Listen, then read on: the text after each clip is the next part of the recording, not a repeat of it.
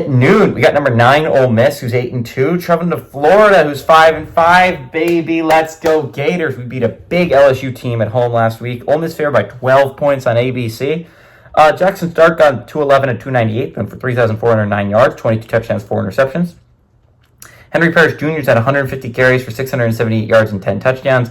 And Trey Harris is at 59 catches for 987 yards and 6 touchdowns. DJ Lagway has gone 69 and 118, thrown for 1,297 yards, 7 touchdowns, 5 interceptions.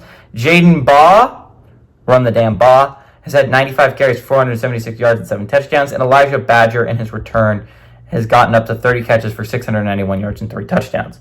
Ole Miss is 12-12 against Florida all time. Last 2 games against Florida in 2015 and 2020. Last time they went to the Swamp and won was in 2008. And Lane Kiffin, in his career as a Reb, has gone 0-1 against my Gators. It's a big game. It's a big game for Ole Miss, right?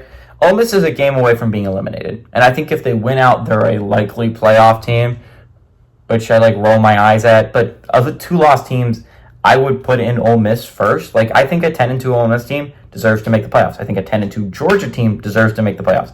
I don't think a 10-2 Alabama team deserves to make the playoffs if everyone else wins out. And I don't think a 10-2 Volunteers team deserves to make the playoffs, which the committee kind of agreed with me on. But again, SMU, way too low. Boise State, way too low. These teams should be way higher. SMU, way too low. There's 3 teams I'm really upset about that they're that low. Ole Miss should not be ahead of them, and I'm legitimately upset that they're that low. My Gators are a good football team. They really are. I think they proved it last week. They are undefeated when Lagway is the starting quarterback and at the helm.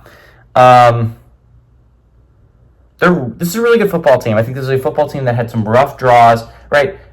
I'm not going to make excuses for them. Miami, Texas A&M game, atrocious games, right? But something happened after that bye. And we've been playing some really good football. And I legitimately believe that if we don't get injured, Graham doesn't get hurt and Montrell doesn't get hurt against Tennessee, we beat Tennessee. I think legitimately if DJ Lagway doesn't get hurt against Georgia, we beat Georgia.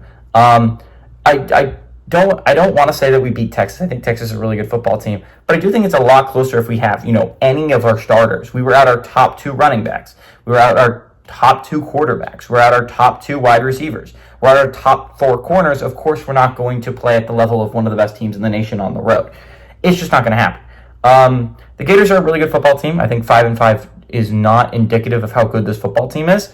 I think this could be the first upset of a day that I think could have a decent amount of upsets in it. My Gators have a chance to end Ole Miss's playoff hopes, just period in the ground. I think once you hit 3 losses, your hopes are just, there's too many 2-loss teams in the nation that I don't think all of them are going to pick up a 3rd loss, and I don't think we're going to be forced to take a 9-3 football team. I like Florida. I like the Gators. I like the Gators to pull off the upset of the early window. Give me my Gators to win and my Gators to pull off the upset at home.